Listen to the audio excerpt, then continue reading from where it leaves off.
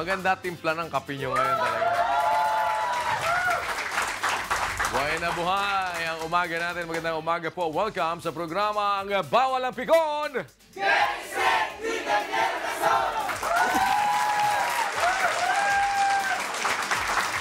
Sabayan po tayong napapakinggan sa Radyo La Verdad 1350, ang UNTV Radio, at napapanood din po tayo sa ating live stream sa pamamagitan ng untvweb.com at maging sa ating Facebook Live at sa ating 1,360 satellite monitoring centers. Pagkatapos nga na mabigo na makapanungkulan bilang alkalde ng San Juan, muli pong kumakandidato sa pagkaalkalde ng nasabing lungsod ang ating panauhin ngayong araw. At sa pagkakataong ito, palari na kaya siya na maluklok bilang mayor ng San Juan City. Bago po ang ating panayam, panoorin niyo muna ito. Sa politika, walang permanenteng kaibigan at wala ring permanenteng kaaway. Isang kasabihang pinatunayan ng tunggalian ng dalawang angkan ng dating magkaibigan, ang mga Zamora at Estrada. Matatanda ang bago mangyari ang girian sa pagitan ng dalawang pamilya. Malalim ang naging ugnayan ng mga ito. Nang maging presidente noon ang kasalukuyang alkalde ng Maynila na si Joseph Estrada. Itinalaga niyang executive secretary si Ronaldo Zamora na ama ni former Vice Mayor Francis Zamora. Ngunit matapos ang mahabang taon ng pagiging magkaalyado sa lungsod, tuluyang naghiwalay ang landas ng pamilya Zamora at Ejercito Estrada. Sinasabing nag-ugat ang hidwaan ng labanan ng nooy San Juan Vice Mayor Francis Zamora at ni incumbent Mayor Gia Gomez para sa posisyon ng pagkaalkalde. Subalit natalo si Zamora kay Gomez ng 1,000 boto. Nauwi pa nga ito sa recall petition para ulitin ang eleksyon. Pinagbigyan naman ito ng Commission on Elections pero dahil sa kakulangan ng panahon ay hindi na ito umusad.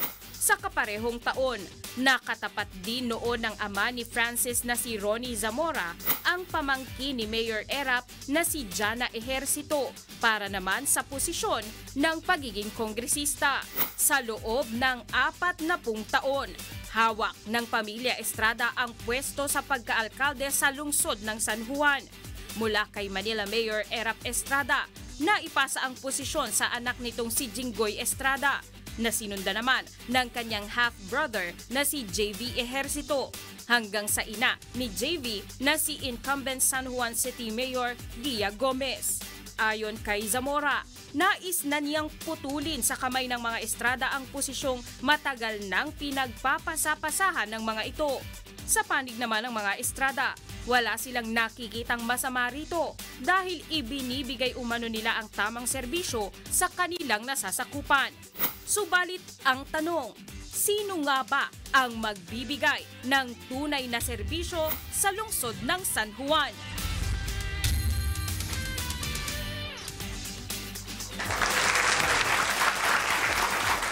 Para po lalo nating makilala ating panauhin at atin po namang malaman kung ano ang kanyang mga ibig na magawa. At para kayo po ang makapaggawa ng inyong pagpapasya para sa pagdating ng eleksyon, ay alam ninyo kung sino ba ang inyong iluluklok sa katungkulan. Let's welcome to the program 2019 San Juan City Mayoral Candidate, former Vice Mayor Francis Zamora. Sir, welcome back. Welcome back. Salamat sa pagpapaunlak and matagal-tagal din tayo hindi nagkita. Opo, maraming salamat po sa pag-imbita, Kuya Daniel. It's always nice to be back in UNTV. At alam niyo naman po, for a very long time, I also played in the UNTV Cup, Season 1 and Season 2. Kaya talagang alam niyo naman po, malapit sa aking puso ang UNTV. Hindi mo ba namimiss ang basketball? Katotohanan, namimiss po. Pag may time, siguro, makabalik ulit pagka meron tayong bagong liga sa UNTV. But let's get it straight. Leaving yesterday behind, ika nga ng kanta, no? And moving forward. Kasi ngayon, parang yung recall petition, ano na yan parang, ano ba yan, water under the bridge na ba? Yes, under the recall law, you cannot have recall elections 1 year before the next election. So ang naging taning po natin noon, 1 taon bago nitong May 13, 2019. Kaya tapos na po yun. Kaya wala na ngayon sa usapan yan, and we're facing this mayoral race, at ang kalaban mo dito ay anak ni Senator Jinggoy Estrada. Apo, ang katunggali po natin sa darating na halalan ay ang kasalukuyang Vice Mayor. Kasalukuyan na Vice. Sino ba ang Vice Mayor mo ngayon sa partido? Ang tatakbong Vice Mayor ko po ay si 3-term Councilor Warren Villa mula sa District 2. Under ano kayong PDP kayo? PDP Laban po kami. We are the official candidates of PDP Laban. Pero hindi daw kayo talagang kaalyado ni Presidente. Ano bang katotohanan doon? Para daw kayo nagbalimbingan lang dahil nasa administrasyon ngayon. Saan ba kayo dati? We were with the Nationalista Party in 2016. And then with the victory of the President, my father was appointed as Vice Chairman of the Commission on Appointments. Sila po ang CA, composed of 25 members. That's 13 senators and 12 congressmen. So my father was appointed as the head of the congressional contingent. He is the Vice Chairman of the Commission on Appointments. So he was invited to join PDP Laban upon the assumption of the President in 2016. And I applied also for my PDP Laban membership. And I was approved as PDP Laban. And after that, we were appointed as President and Secretary General of PDP Laban San Juan. So ito ba, ay mag-stick na ba kayo sa PDP Laban, o after ng administrasyon ni Pangulong Duterte at hindi mga kaalyado niya na upo ay lilipat uli kayo? We will stick with PDP Laban. We believe in the programs of the President. Of course, 2016, nakita ng buong Pilipinas yung pagbabago. Nakita natin kung paano binago ni Pangulong Duterte ang sistema sa pamamahala. Hindi lamang sa national government, pero kita nyo, nag-trickle down ito sa local governments, sa mga agencies, different departments of the bureaucracy. Kaya ako po, believe ako kay Pangulong Duterte. Kasi kita nyo naman na talagang yung political will niya nandyan. Whatever he believes has to be done, he will do it. And it has shown a lot of results. That's why we believe in him, and we continue to believe in him, and we support his programs for the country. And that is why we carry PDP Laban. We are proud to be PDP Laban members and officers. Did he already formally endorse you, Vice? Wala pa ho tayong formal endorsement na tinataas yung kamay po natin. Although yung certificate of nomination po natin and acceptance, yung CONA po natin, tayo po ang official PDP Laban candidates for San Juan. In fact, like what I said po kanina, my father is the president of PDP Laban San Juan. Ako naman po ang Secretary General. And next week, February 21, magkakaroon ho kami ng malakihang oath-taking for PDP Laban San Juan officers and members to be led by no less than Senator Coco Pimentel, the president of PDP Laban. Sasama rin po dyan yung mga senatorial candidates po ng partido. Do you intend na magpataas ng kamay sa presidente, or meron bang ganong usapan kasi it will really help your candidacy, di ba? Well, definitely an endorsement will really help. But being the official candidate, it follows naman po na yung tiwala po ng partido ay nasa atin. Kaya tayo po ang inendorso sapagkat pagkatapos ng pagpilian, tayo po ang napusuan na maging official candidates in San Juan. So, definitely the endorsement of the President will be a very, very big help. Sa local elections, masasabi nyo ba na may matinding dayaan? Oo. Yun, naranasan ko talaga yun noong 2016. Hindi lamang ako bilang kandidato, ngunit naranasan po ng buong San Juan ho yung malawakang dayaan ng 2016. Paano yan? Sino ang mga pinaniniwalaan yung sangkot dyan? Meron bang kinalaman dito sa inyong hinuha ang COMELEC, or yung mismong nagpapaandar ng ating eleksyon? Alam nyo, napakahirap kalaban ng isang incumbent. Kapag incumbent ka, ang buong pwersa ay nasa iyo. Pwersa ng police, pwersa ng City Hall, pwersa ng mga barangay officials, ang local COMELEC.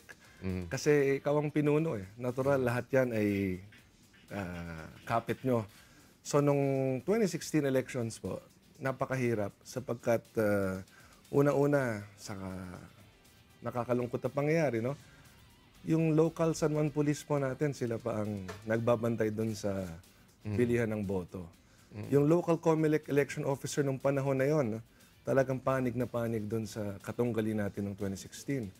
Pati yung mga hindi dapat bumoto, inisyuhan niya ng certificate para bumoto. Sipin ho ninyo, sa San Juan City Jail na ayon sa batas, ang mga preso ay hindi pwede bumoto sa local candidates. Yung jail warden po ang bumoto para sa lahat ng preso. Siyang humawak ng balota, siya nag-shade, siya nagpasok sa PCOS machine. Kahit na hindi pwedeng bumoto ang mga preso sa lokal. And you have proof of All of this po, eventually after the elections, doon na ho namin yan naintindihan, lahat doon namin nakita. Yung mga presong nakakulong ng 2016, nung nakalabas na sila, sila ngayon na nagsalaysay nito sa amin. Ngunit tapos na ho yun eh.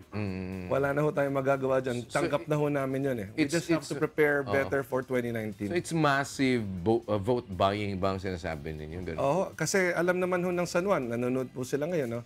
Yung lugaw na nangyari nung eleksyon, no? The day before the elections, actual election day, grabe yung naging vote buying po. Grabe ang dayaan, grabe ang takutan. Nung gabi pa lang ng bago ng halalan, yung mga civilian watchers and volunteers ho namin na nag-iikot na nakamotor para magbantay sa iba't ibang mga barangay. Nung gabi pa lang na bago ng halalan, hinuuli na sila ng Police San Juan. Hinuuli sila sapagkat maingay daw yung mga motor nila. Kaya nung gabi pa lang, mga alas 10, lahat ho ng mga nag-iikot namin na mga civilian volunteers na nakamotor, hinuuli na po yan ng Police San Juan dahil daw maingay daw yung motor nila. So nung nahuli po silang lahat, wala na hong makapagbantay dun sa mga vote buying centers sila. Kaliwat kanan ho naglabasan yan sa lahat ng barangay na palagay nilang pwede nilang bilhin. And we could not stop it because it was so massive na hindi lang isa, dalawa, tatlo, multiple vote buying centers in different barangays. Sabay-sabay naglitawan night before the election hanggang day of the election. Hanggang sa araw ng halalan po, yung mga City Hall employees na involved sa dayaan.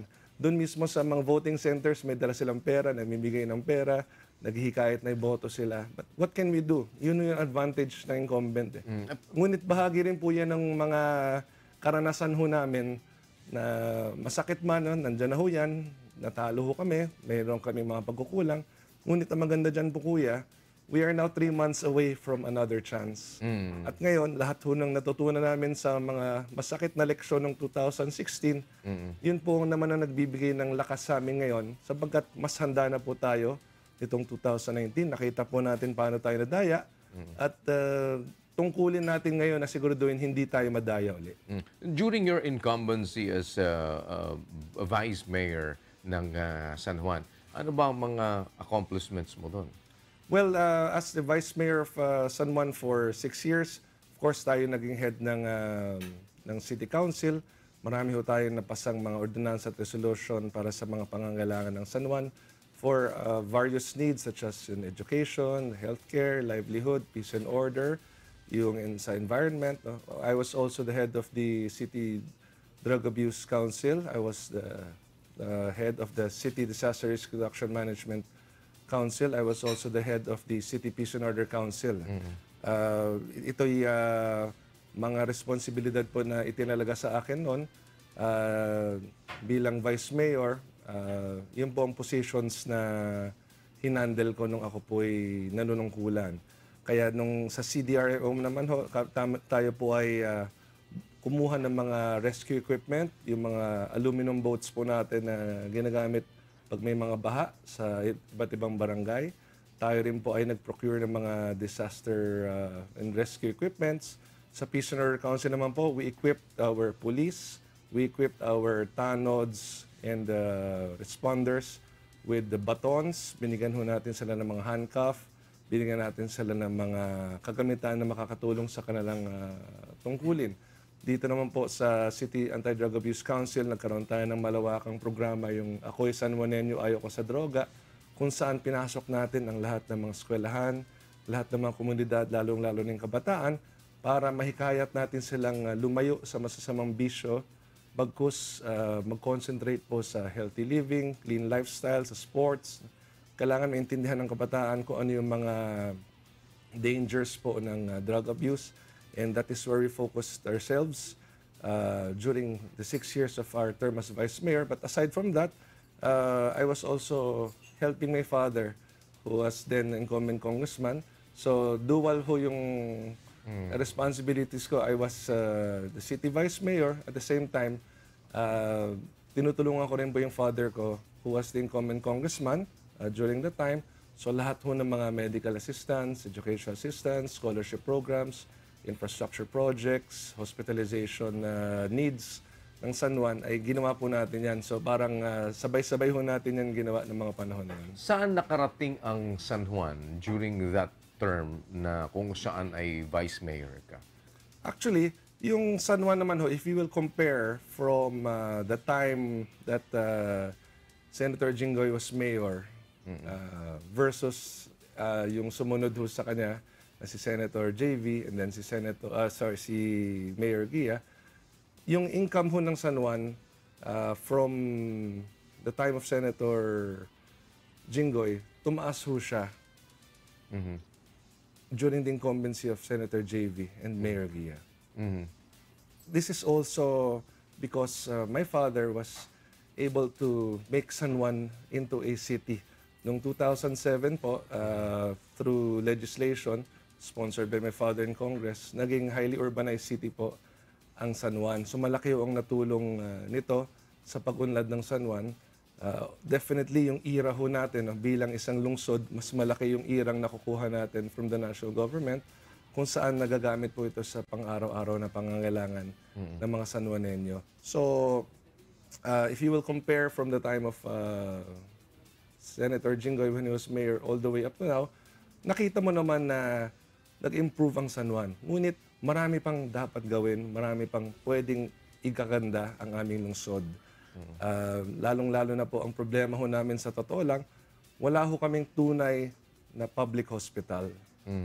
We have to improve our San Juan Medical Center. That is one of the programs that I want to do if given the chance to be mayor of San Juan. We will give San Juan a real public hospital. Huwag sabihin kong totoong public hospital, kompleto sa makabagong kagamitan, kompleto sa mga doktor, sa mga nurse, libre ang gamot dapat. Dapat to, pag mahirap ka, hindi ka papagbayarin ng napakalaki kung ikaw ay mako-confine sa San Juan Medical Center. Hundreds of millions po every year ang budget ng San Juan Medical Center. In fact, nag-loan pa nga ang city government ngayon ng 500 million pesos para lang sa San Juan Medical Center. Ngunit marami pa rin ang umaangal sa klase ng serbisyo na kukuha nila. Pupunta ka ron, kailangan mo ng blood test, kailangan mo ng diagnostics. Hindi mo makukuha ron. Lilipat pa kayo sa ibang ospital para lamang makuha ang inyong pangangailangan. Ultimo, magsaksak ka ng ventilador, may bayad ang kuryente, mainit na tubig, may bayad, bulak, alcohol, may bayad, walang libreng gamot. Paglabas mo, napakataas pa ng bill mo. Hindi yan public hospital eh. Dapat pag meron kang public hospital, walang babayaran ang San Juanenyo. Pag may hospital bill ka, dapat city government will cover for your hospital bill. Ang laki ho ng budget ng San Juan, 2.5 billion pesos po ang budget ng San Juan City Government taon-taon.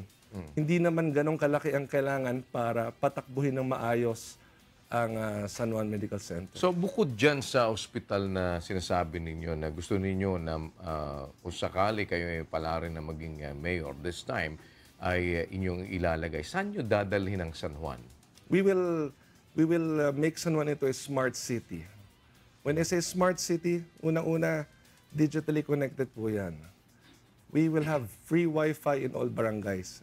Yung free Wi-Fi natin, that will connect each barangay to each other, to the city government. When you say digitally connected, gagawa ho tayo ng San Juan City app, sa ating telepono kung saan konektado ho lahat ng San Juanenyo. You can now pay your taxes online. You can apply for business permits. Pwede tayong magganon ng San Juan City app in case of emergency and disaster. Pag mayroong sunog, pag may aksidente, pag kailangan ng ambulance, pag mayroong responde, you can connect through your phone, through the City Hall. Magkakaroon ho tayo ng full command center para lahat ng kalye, nakikita natin, CCTV sa lahat ng kalye, internet connected, digitally connected. Yung San Juan, pwede nating i-modernize. Gagawin nating first class city talaga na magiging mapapagmalaki natin sa buong mundo. Gusto din po natin magtayo ng in-city high-rise public housing, Kuya Daniel. Pag sabihin kong in-city public housing na high-rise, dito ho mismo sa lungsod ng San Juan. Bibigyan natin sila ng marangal na pabahay. Ang nangyayari ho ngayon, kapag ikaw ay taga San Juan at na-relocate, kailangan mong sapilitang lumipat sa Bulacan, sa ibang sa lugar Rizal. Ngayon, ang gusto ho natin, high-rise. Why high-rise, Kuya Daniel? Sapagkat kulang na po ang lupa sa San Juan. Maliit lang ho kami. We are only 5.94 square kilometers. Kulang ng lupa at mahal pa ito. Kaya kailangan, kung meron tayong lupang pwedeng pagtayuan, we can build up to 20 stories. We have already coordinated with the NHA General Manager June Escalada. Nag-usap na ho kami kasama ni Congressman Noni Zamora. It is very, very doable in San Juan. Meron na ho silang model for a 20-story high-rise public housing. We're already in coordination with them. And we will present this as our core platform for our beloved San Juaneños for 2019 and beyond. Sa paniwala mo ba, si Mayor Gia Gomez walang nagawang maayos sa San Juan? Wala naman akong sinasabing hindi naging maayos ang pamamalakad niya. Ngunit ang sinasabi ko lang po, marami pa tayong pwedeng gawin para sa San Juan. Marami pang ibang mga pangangailangan na pwede pang matugunan. Why will you be the better candidate over ngayon sa kalaban mo? Si Janelle Estrada. Two-way lang ba to? Yes, one-on-one lang po kami. Okay. Ako naniniwala po na mas may karanasan po tayo.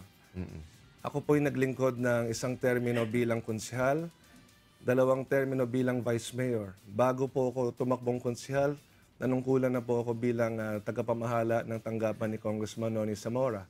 Pagkatapos ng aking 6 na taon bilang vice mayor, muli akong naging tagapamahala ng tanggapan ni Congressman Noni Zamora.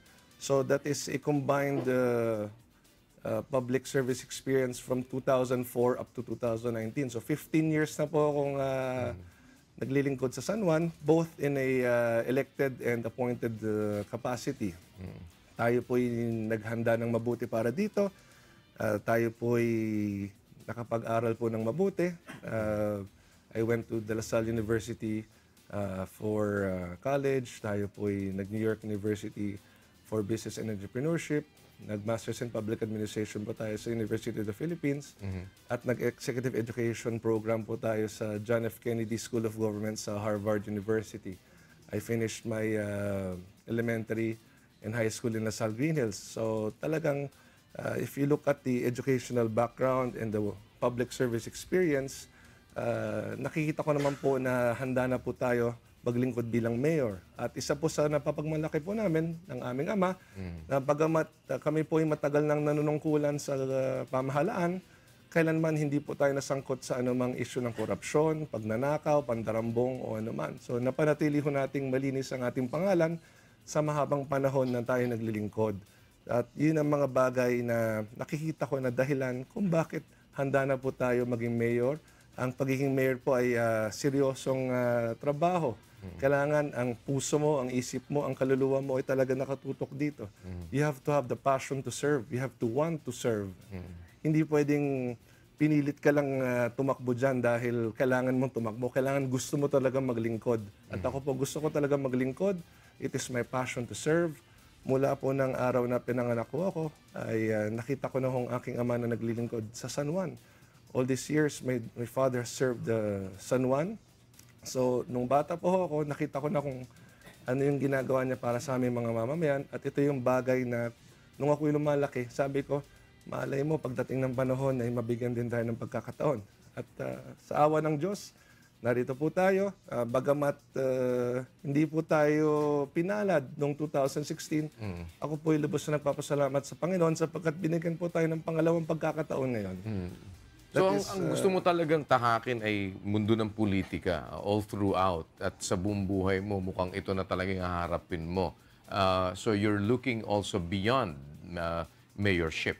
Well, Kuya Daniel, sa totoo lang, ang focus ko muna really is San Juan.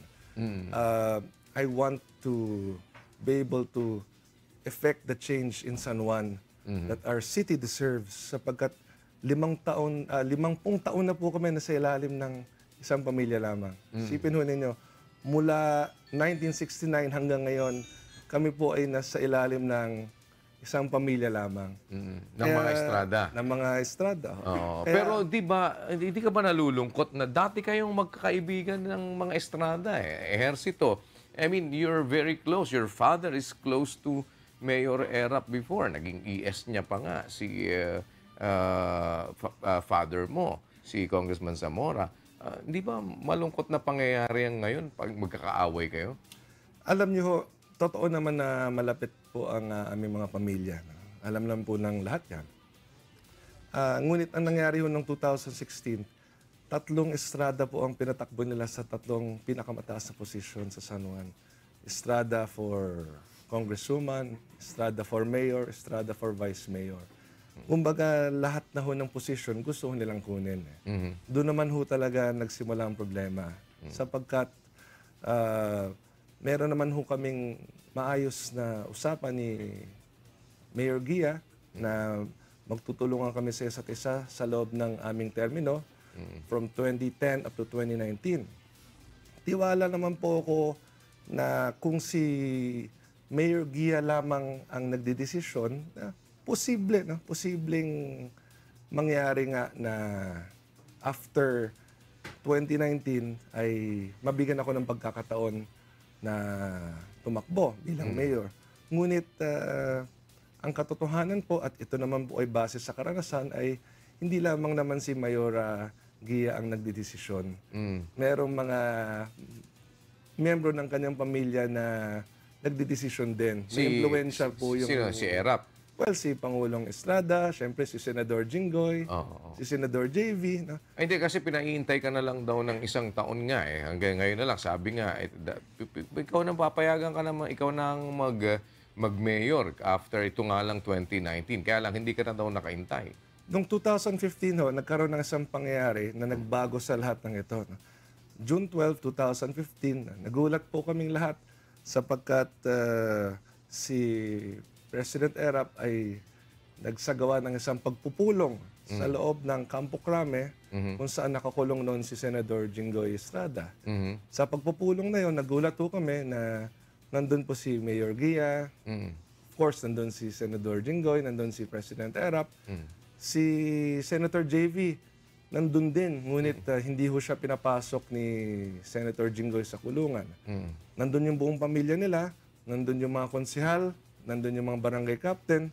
At sa pagpupulong na iyon, ay nagsalita po si Pangulong Erap at sabi niya, hindi raw dapat mawala sa pamilya Estrada ang lungsod ng San Juan.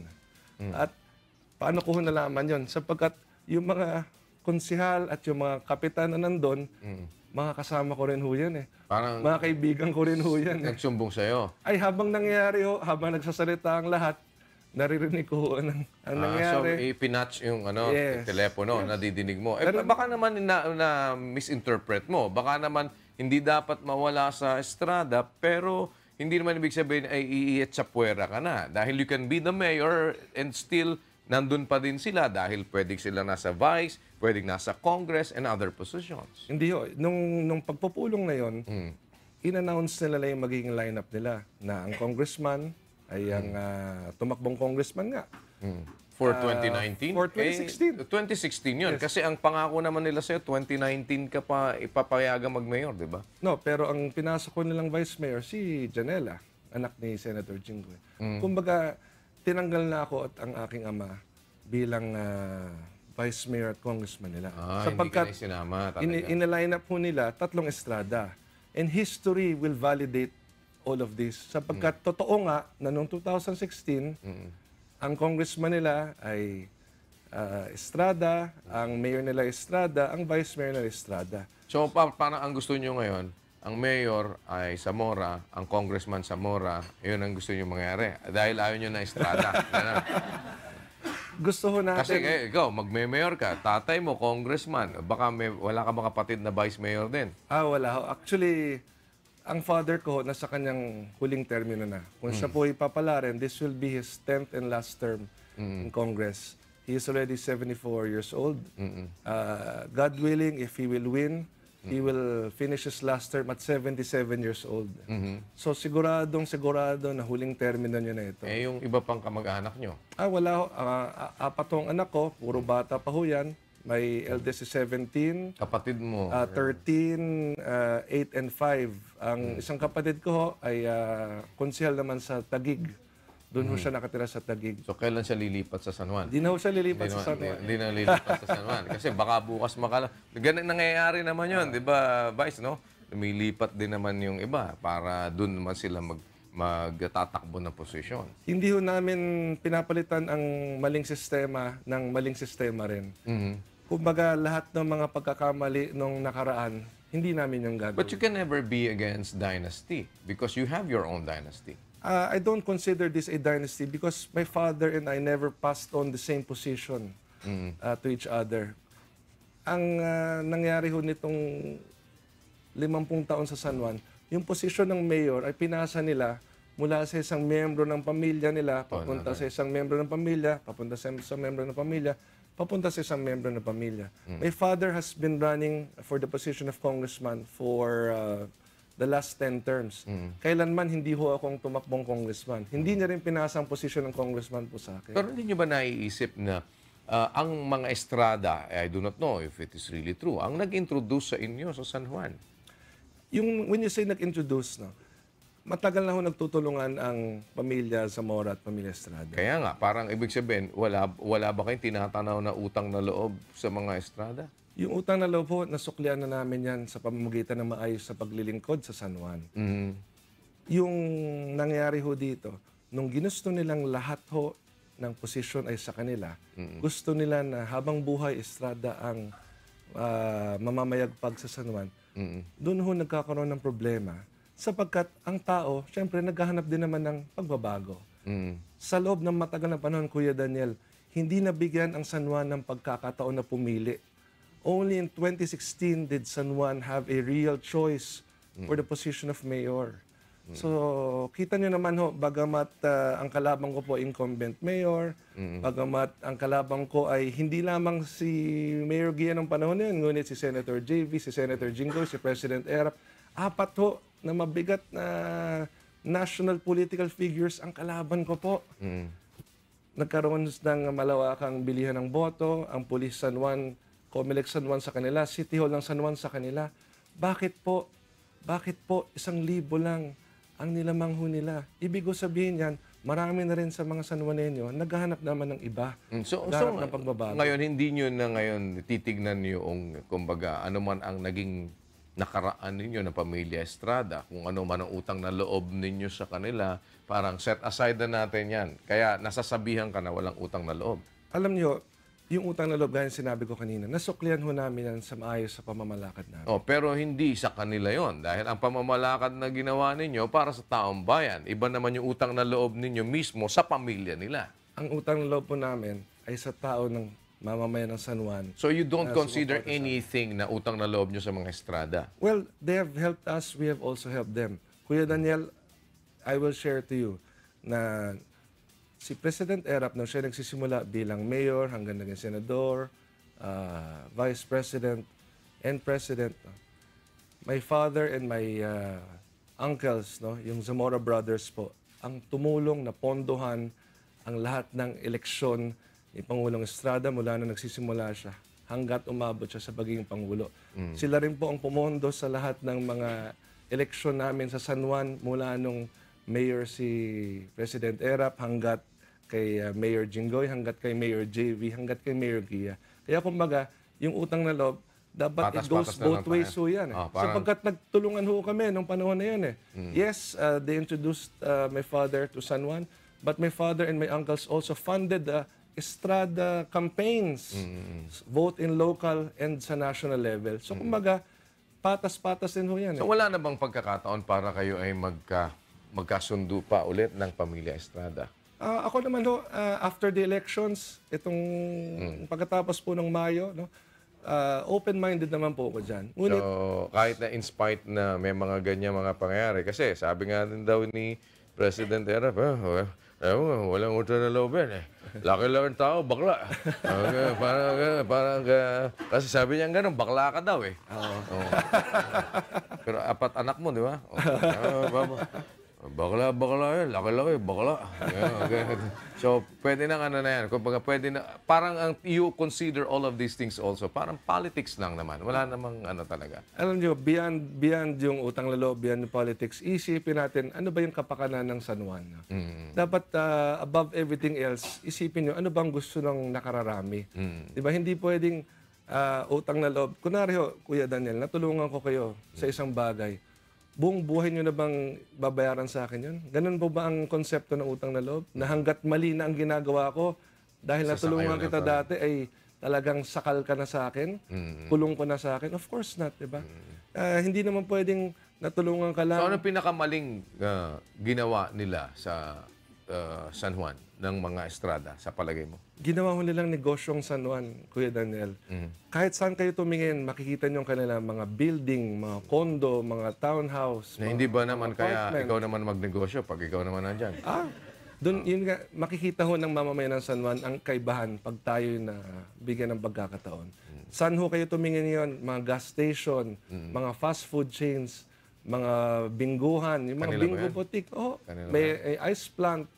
Lahat ho ng So, sa inyo, negosyo. ano sa inyo lang doon? Ako, meron lang ho kung isang bahay sa Green Hills. Doon ho ako nakatira. Sa same street ho namin, bahay ng mga magulang ko. Meron ho ako isang store ng Goldilocks doon. At saka isang Banana Leaf Restaurant. At saka isang District Restaurant. Hindi ko ho pag-aari ang mga lupang yan. Ako po'y nagbabayad ng renta sa Ortigas. So, ano po idadagdag nyo doon? Pagka Wala kayo na. naging, wala.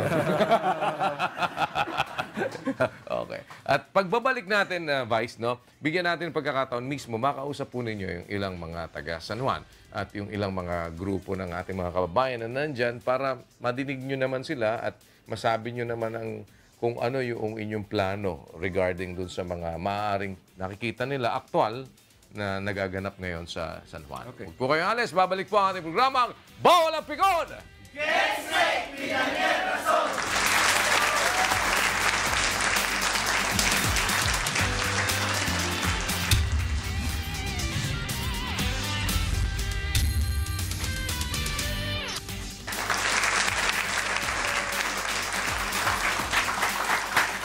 Ito ang programang Bawal ang Pikon! Thank you! Kasama pa rin po natin, former San Juan City Vice Mayor Francis Zamora. At ngayon po, ikaugnay natin ang Barangay Tibagan, San Juan City, si Marivic Novesteras. Magandang umaga po sa inyo dyan. Nandito po si former Vice Mayor Francis Zamora. Ano po ang may paglilingkod? Good morning po, Kuya. Good morning, Vice Mayor Zamora. Ito po ang tanong ko. Nabanggit ninyo ang high-rise ng pabahay. Ito po ba ang magiging priority ninyo kung sakaling kayong manalo? Ito ba ay matatapos ninyo bago matapos ang inyong termino? Okay. Actually, kausap na ho namin ng NHA General Manager, si June Escalada. At napag-usapan ho namin yan along with my father, Congressman Zamora, na yung pondo po para sa isang high-rise public housing, pwede na ho ilagay sa 2020 national budget under the NHA, o ng National Housing Authority. Kaya pwede ho ito magawa. Ano ho ba ang kinakailangan para maisakatuparan sa San Juan? Kinakailangan ho magkakampi ang congressman at ang mayor. Sapagkat kahit ho maipasok ito sa pondo ng national government through the congressman, no?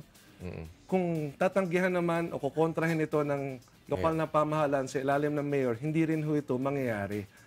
if given the chance na ako po ay makapaglingkod ng mayor at si Congressman Zamora po ay makapaglingkod sa kanyang huling termino, sigurado po na isa sa katuparan natin ang high-rise public housing. Meron na hong perspectives and models ang NHA for a 20-story high-rise public housing. For implementation na lang to kung sakali. It can be the first in the Philippines po. The first. At ang maganda ho dito, ang vision po ni General Manager Escalada ay going into high-rise also. Lalong-lalo na sa tenement, ano? Lalong-lalo na sa San Juan sapagkat talagang konti na lang ang lupa. Meron ho tayong na-identify na location para dito.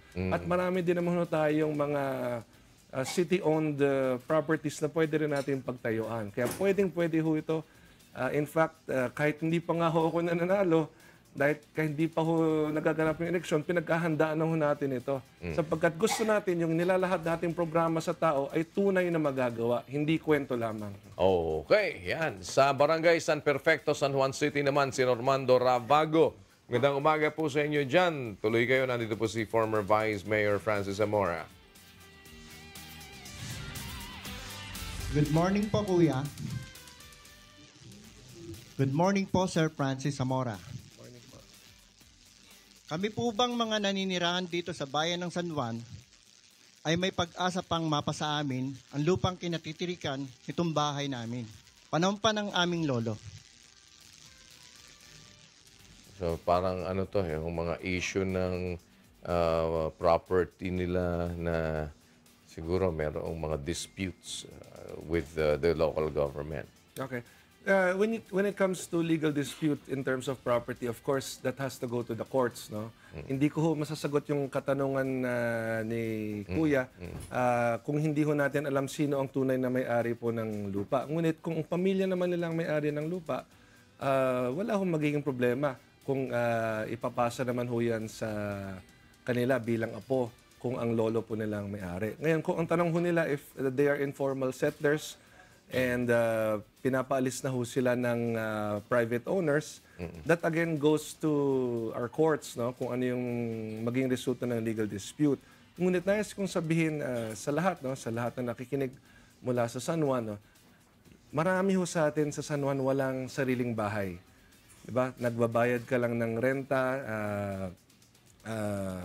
sa inyong landlord. No? Pag magkaroon na tayo ng in-city high-rise public housing, we will have now the opportunity to have our own homes. I-amortize ho yan, magbabayad kayo ng amortization, and after so many years, kung ano man ang maging final agreement natin with the NHA, kayo magiging may-ari ng unit na yon. Which is affordable para sa mga... Actually, meron naman hong iba-ibang rates ho yan na ino-offer ang NHA. Depending on your classification, kung ikaw ay nagtatrabaho, kung ikaw ay informal settler, no? Meron ho yung iba-ibang fees that are regulated by the NHA. So, pag ikaw ay ma-awardan ng isang 36 square meter unit and you pay the amortization across the years, no, hanggat maging sa inyo yan sa dulo, yung binabayad ninyo, parang rent to own na yan. Kasi yung binabayad yung amortization, yun na rin yung hinuhulog nyo para pagdating sa dulo, kayo na magiging may-ari niyan. Okay. Ayan. Sa Barangay 11, San Juan City, siguro mga familiar kayo sa mga lugar na to, naikot niyan. Si Rosalinda Acaso, magandang umaga po sa inyo dyan. Ano po ang kaso natin? Tuloy kayo. Nandito po si former Vice Mayor Francis. Good morning, former Vice Mayor Zamora. Good morning po, Kuya. Good morning po, Vice Mayor Zamora. Ang tanong ko po, kung kayo po ang papalari na maging mayor sa hinaharap, ano po ang pwedeng maasahan ng mga taga San Juan sa inyo, lalo na po ng mga senior citizens? Yung mga programs for senior citizen. May mga libre-libre. Dito kasi sa Quezon City, may mga libre-libre sila, pati libre sine. Haba lang pila, mga ganon. May mga libre parking, gano'n. May gimmick ba kayo dyan para sa senior? Actually, unang-una, ito ang pangako ko sa lahat ng senior citizen ng San Juan. Kung ano ang mga benepisyo sa ilalim ng batas na dapat makuha ninyo, ay makukuha ninyo. Kasi sa ngayon, marami hong mga benefits ang senior citizen na hindi nila nakukuha. Ano? Hindi binibigay sa kanila. Ganun? Very delayed or hindi nila nakukuha at all. No? Meron talagang mga percentages yan sa budget na dapat naka-allocate for senior citizens. Ngunit hindi ho ito napapatupad sa ngayon. So lahat ng benepisyo sa ilalim ng batas na dapat makuha ng senior citizen, makukuha po nila. At dagdag po dyan, no, sa ngayon, alam naman po ng San Juan, meron tayong mga medical assistance na ipinapatupad. No? Bilang tagapamahala ng tanggapan ni Congressman Zamora, lahat po yan from hospitalization, from Cardinal Santos Medical Center, sa UERM, sa St. Martin de Porres, public and private hospitals, national government hospitals. May pondo po tayo dyan para sa mga pangangailangan ng senior citizen. Whether you need CT scan, ultrasound, MRI, operasyon, gamot, lahat ho yan, meron ho tayong pondo para sa inyo. Lahat mo ng mga senior citizens, dapat yung mga pension nila, on time nila makuha. Ngayon, hindi ho nangyayari yan. Very delayed, hindi maayos ang implementasyon. Dapat po ang senior citizens ay pinapagtuunan natin ng pansin at atensyon sapagkat sila naman po ang naging foundation ng community natin. Kung wala po ang mga senior citizen, wala rin po tayo. And remember, Kuya Daniel, my father is also a senior citizen. Correct. He is already 74 years old, so he is within the classification of a senior citizen. So, pag magkakampi po ang mayor at ang congressman, marami po tayong magagawa para sa senior citizen. Malapit na rin ako maging senior. Kaya lang, hindi ako taga San Juan. Puntahan naman natin ang Balong Bato sa San Juan City. Si Joanna Fuertes, magandang umaga po sa inyo dyan sa Balong Bato. Tuloy po kayo, nandito po si former Vice Mayor Francis Zamora. Good morning po, Kuya, and ex-Vice Mayor Zamora. Kilala po kayo bilang kaalyado ng mga ehersito. Ano po sa tingin niyo ang mga naging kakulangan nila na gusto niyo ma-improve at maisulong sa San Juan City? Dati yun, kaalyado. Ngayon, hindi na sila kaalyado. Magkalaban na sila ngayon. No? Siguro, ang nakikita kong kulang po, no, yung focus sila, hindi lamang sa paglilingkod sa San Juan. Kumbaga dapat pag ikaw ay mayor, ang 100% focus mo is real public service. Bakit ano ba ibang focus? Ang nangyari ho, gaya ng sinabi ko kanina, puro mga building nila, mga condo, mga townhouse, mga gas station, mga bingo boutique, ice plant. Pero legal naman yon. Legal ho, pero ibig sabihin... O baka sa masabihin siya, inggit ka lang. Hindi ho ako mainggit sa ganyan, Kuya Daniel, sapagkat ako po, bilang isang tao na gusto talaga maglingkod, hindi ko ho focus o concentration yung pagpapayaman. Hindi ko ho focus o concentration yung bumili ng lupain, magtayo ng building, magtayo ng... Pero ang question kasi nila doon, bakit? Kung binili naman namin yan, nagtayo kami ng negosyo dyan, legal naman yan. We're also paying taxes. Di naman namin nakakawin. Marami yung pera. Parang pambili yan.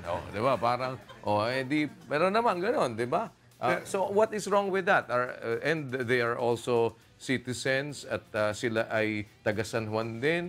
May karapatan ding magnegosyo. Kung hindi naman nila ninanakaw, unless na magbibigay ka ng accusation na yung pinapampatayo nila doon, yung pinangnegosyo nila, yung kanilang dyan, ay galing sa pera ng mamamayan. Well, una sa lahat, kung tayo mabigyan ng pagkakataon na maging mayor, makikita natin kung totoo nga bang nagbayad sila ng buwis para dyan, kung talaga bang lahat ng mga business permit, lahat ba ng real property taxes ay binayaran ba nila, tsaka natin malalaman yan. Ngunit, sa sinabi ho ninyo, Kuya Daniel, kung legal nga yan, ang punto ko, bakit napabayaan ng San Juan?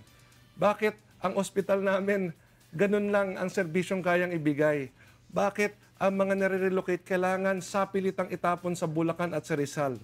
Yun yung punto ko eh. If you can build condos, if you can build buildings, townhouses, why cannot you provide for a real public hospital? Bakit sinisingil mo pa ang tao o pasyente kung siya po ay magkakasakit at mako-confine sa San Juan Medical Center. Bakit hindi ka makapagpatayo ng maayos na marangal na pabahay sa San Juan kung kaya mo pala magpatayo ng mga kondo, mga building, mga townhouse? Yun po ang punto ko eh. Sasabihin sa'yo dyan, pagka gano'n, sabihin, hindi ko naman dapat pera o gamitin sa pagpapatayo ng mga para sa pabahay. Siyempre, pag gobyerno yan. Ito, pera ko itong ginamit ko dito, pera ko yan. Yan, ginamit ko. Saka nabigay ako trabaho. Kita mo, maraming nagkatatrabaho doon sa mga negosyo ko. Di ba pwedeng gano'n? Di ba pwedeng, kasi hindi naman, sasabihin nila, hindi naman kami ang dapat na magpatayo ng ang pamahalaan o papatayo niyan. Kung wala akong pondo para dito, paano mo naman akong pipilipitin? Kung halimbawang mayroong mga tao na nandyan, na nandito sa area ng informal settler sila, kailangang i-relocate, wala namang relocation dito, natural, madadala sila sa ibang lugar. Kaya nga, di ba, parang hindi kami nag-aalaga ng boto. I mean, I'm saying all of these things para, kumbaga, parang maipakita yung and how are you going to rebut that, okay. Di ba? Kuya Daniel, 2.5 billion pesos po ang pondo ng San Juan City Government. Tanong ko ho sa mga taga San Juan, nararamdaman nyo ba yung 2.5 billion pesos na annual budget ng San Juan? Yeah, honestly. Tanong nyo sa inyong mga sarili kung nararamdaman ninyo yung pondong yon. Sapagkat sa pondong iyon, dapat meron na tayong isang maayos na kompletong ospital. Dapat hindi na mapipilitan ang isang marirelocate na bumiyahe ng 3 oras papuntang Bulacan at 3 oras pabalik ng San Juan. Sa Bulacan, walang trabaho, malayo sa pag-aaral ng kanilang mga anak, nahihiwalay sa kanilang mga pamilya. Meron tayong pondo. Sabihin, parang sinasabi nyo, hindi lang nagagamit ng maayos ang parang pondo. sinasabi nyo, hindi naman pwede sabing walang pera. Ay, may pera ho. May pera ang San Juan. May kita ang San Juan. Yes, ang laki nga ng tinaas ng buwiso namin. Alam ng buong San Juan yan. Nagtaas ng napakalaki ang buwis naming lahat. So parang hindi napapakinabangan ng mga San Juanenyo yung... Alam niyo ho, saan napupunta yung karamihan ng buwis natin? Sa 1.2 billion peso na utang ng San Juan. Bakit maraming utang? 720 million pesos pong utang nung tinayo yung City Hall. 500 million pesos yung utang sa ginagawang ospital ngayon. That's 1.2 Hindi may ginagawa palang ospital. Pero ginagawang hospital, 500 million pesos. What's happening to it? Look at it now. Ang utilization ng 500 million pesos, yun yung dapat natin silipin. Nagamit ba ito ng wasto? Tama ba ang mga kagamitang binili? Yung procurement process ba niyan? Tama. Dumaan ba yan sa tamang bidding o mga supplier ba nilang kaibigan lang ang nananalo dyan? All of this we will see. So hindi mo pa rin alam kung ganun ba? Kung totoong may 500 million pesos po at talaga nagamit ho yan ng wasto, dapat ho, kumpleto na ho yan. Ibig sabihin, parang by this time, tapos na dapat. Hindi na ho yun. All these years, San Juan Medical Center had hundreds of millions of budget annually. Hindi lang naman ngayon yan na tinatayo yung hospital. Napakatagal na ho ng San Juan Medical Center. So when you become a mayor now, kung manalo ka ngayon, you're saying that you will scrutinize all of these things. Definitely. At papapanagutin mo yung mga merong dito. Pera ho ng mamamayan ng San Juan ho yan. So kakabulin mo sila? Well, we will subject them to the legal process. Magiging patas tayo. Ngunit patas lang naman sa mamamayan ng San Juan na nagbayad ng buwis na malaman kung yung buwis na ibinayad nila sa mahabang panahon, totoo bang nagamit para sa mga proyekto at programa ng San Juan. Tandaan ho ninyo, sabi ko nga kanina, ang mayor ng San Juan nagmula sa isang pamilya lamang. So wala kaming access sa lahat ng dokumento, wala kaming access sa mga paper trail ho niyan. Ngunit, if and when it happens na hindi na sila and the COA, the Commission on Audit, will run a full audit of all the transactions of the past Estrada administrations in San Juan. If they will see any anomaly, if their findings will show that indeed hindi nagamit ng tamang pondo, papanagutan dapat nila yan. So, tututukan mo yan? Of course. Oh, okay. That's part of our program of having a clean, transparent, and accountable local government. Kailangan po yung pondo ng mamamayan ng San Juan na nakukuha ng City Hall sa pamamagitan ng buwis, kailangan makita natin nagagamit ba ito ng wasto. Sapagkat kung 2.5 billion pesos ang pondo mo, dapat kumpleto na sa pangangailangan ang San Juan. Tarang, this is where your taxes go. Yes, they should feel where their taxes go. Sa Barangay Rivera naman tayo, San Juan City. Anong barangay kayo? Green Hills po. Green Hills. Ito, Barangay Rivera. Ayan. Si Ador de Dios. Magandang umaga po sa inyo. At nandito po si former Vice Mayor Francis Zamora. Ano pong may paglilingkod? Good morning, Kuya. Good morning, Francis Zamora, for Mayor. Kung kayo ang papalari na maluklok bilang Mayor sa San Juan, ang suliranin mo ang traffic at karsada, katulad ng kanto ng GB Santos, San Manuel, elevated ang karsada at accident-prone area. Tapos yung iba namang kapag may birthday ay sinasarado ang karsada at naglalagay ng tent, inaabot pa ng umaga. Ikaw ba may birthday doon? Uso pa ba yung mga saraduhan ng kalsada? Yes, Vice. Mas familiar po kayo dun sa place na sinasabi nila. Sa Barangay Rivera, very familiar ho ko dyan. Alam nyo, pwede naman tayo magpatupad ng mga patakaran sa larangan ng trapiko at sa parking. This will entail barangay ordinances and city ordinances. Iba yung gagawa ka ng batas, iba yung ipapatupad mo yung batas. Marami na ho tayong batas tungkol sa bawal ang parking, bawal ang paghaharang sa mga kalye. Ngunit hindi po ito napapatupad na mabuti. Hindi lang talaga natututukan ng mabuti, kaya hindi napapatupad. And next, sa larangan ng traffic, pwede ka magpatupad ng, suggestion ko, if ever I'll be given the chance, alam naman natin na marami sa mga mamamayan natin may mga kotse. Ngunit walang disiplina sa pagparada. Naharang yung kalye. Pwede naman tayo magpatupad ng one-side parking. Kunwari, from February 1 to 15 sa kaliwa ng kalye. From February 16 to 28 sa kanan ng kalye. Para yung mismong daanan ng kotse, hindi maharang. We can also study one-way streets. Tingnan nyo ang New York City. Tingnan ninyo ang Hong Kong. These are first world cities na marami rin talaga nakatira. Ngunit pag inaaral ninyo mabuti yung overall traffic system, which we will do in San Juan, we will have a real traffic study para makita natin anong mga kalye ang pwedeng one-way palabas ng San Juan, one-way papasok ng San Juan, one-way paikot ng barangay. Hindi lang kasi ito napapag-aralan pa eh. Pero you can actually have a real systematic traffic flow para hindi na makaharang ang mga ito sa kalye. In fact, marami sa mga barangay ngayon na merong mga street parking, meron silang mga barangay ordinances para dyan. Pero kailangan mapatupad na mabuti. Okay lang na magkaroon ka ng street parking for as long as hindi nito naharang yung flow ng traffic. Ayan. Okay, so mangyayari ho ang election sa Mayo. Kayo po ang magpapasya. Ito ang ilang Facebook reaction natin. Pero 184, nag-like. May nag-love sa'yo, 106. May natawang 5. May 2 nag-wow. Wala na mo nalungkot. Pero may siyang nagalit. Ay, palagi ko si Erap.